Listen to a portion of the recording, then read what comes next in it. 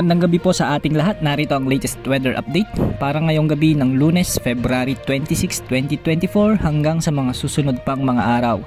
Umiihip pa rin ngayon ang northeast monsoon na siyang nakakaapekto sa Luzon, habang easterlies naman sa natitira pang bahagi ng Pilipinas, kaya makararanas ng mainit na panahon at may mga pulupulong mga pag-ulan dahil naman sa epekto ng easterlies o ng mga localized thunderstorms. Base sa ating latest satellite animation, mapapansin na malinis o walang kaulapan sa kalangitan sa loob at labas ng ating Philippine Area of Responsibility at wala tayong inaasahang bagyo o low pressure area na papasok hanggang sa darating na weekend. Maliban na lamang sa southern portion ng Mindanao na siyang makararanas ng mga pag-ulan simula ngayong gabi hanggang bukas.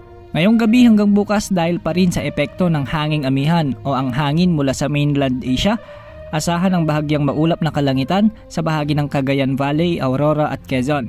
Samantalang bahagyang maulap hanggang sa maulap na papawirin na may mga pulo-pulo mahinang pag-ulan ang mararanasan sa rehiyon ng Ilocos, Cordillera, dulot ng amihan. At dahil nga dito, makararanas ang mga nasabing rehiyon ng preskong panahon mula umaga hanggang tanghali bukas, pero pagsapit ng hapon at gabi ay may mga inaasahang light rains at ilang localized thunderstorms. Sa mga kababayan naman natin sa Central Luzon, Southern Luzon at Metro Manila, bahagyang maulap hanggang sa maulap ang kalangitan sa susunod na 24 oras dahil yan sa epekto naman ng easterlies o na mainit na hangin mula sa dagat Pasipiko.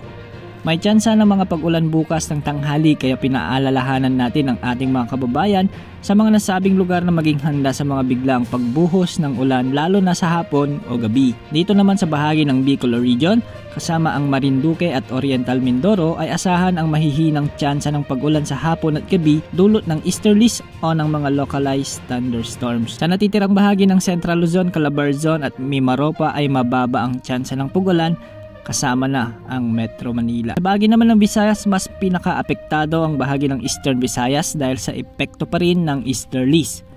Samantalang sa natitirang bahagi ng Visayas bukas ay magiging maaraw na minsan ay may mga kalat-kalat na pag-ulan. Sa mga kababayan naman natin sa Mindanao ay magiging maulan pa rin sa bahagi ng Davao Region, Compostela Valley at mga kalapit na lugar dahil sa epekto ng LPA or trough ng low pressure area. Maapektuhan rin nito ang Surigao Provinces at Dinagat Islands, kaya pinag-iingat pa rin natin ang ating mga kababayan na maging alerto sa banta ng pagbaha at pagguho ng lupa. Sa mga kababayan naman natin na mangingisda, good news dahil walang nakataas na gale warning sa alinmang bahagi ng ating bansa ngayon at wala namang inaasang sea travel suspension sa araw na ito hanggang sa weekend. Maging handa sa bawat oras dahil minuminuto nagbabago ang panahon. Ito po ang weather update ng bayan, maasahan anumang panahon.